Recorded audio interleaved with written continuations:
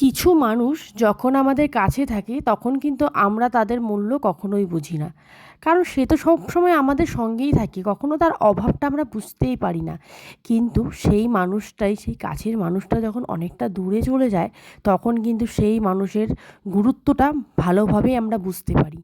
সেই মানুষটা কতটা আপন ছিল, কতটা গুরুত্বপূর্ণ ছিল আমাদের জীবনে, সেটা কিন্তু সেই সময় বোঝা যায়। কিন্তু কাছে থাকলে কিন্তু এই জিনিসটা কখনোই বোঝা যায় না।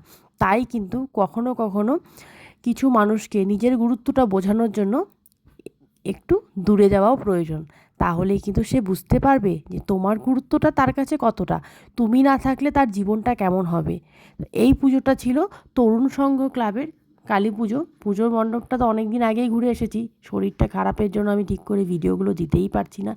প্রতিমাটা কিন্তু দারুণ হয়েছিল, একদম একটু অন্যরকম, আর প্যান্ডেলটা খুব সুন্দর। অবশ্যই দেখা হবে নেক্সট একটা মিনি ভ্লগে, ততক্ষণ সবাই ভালো থেকো।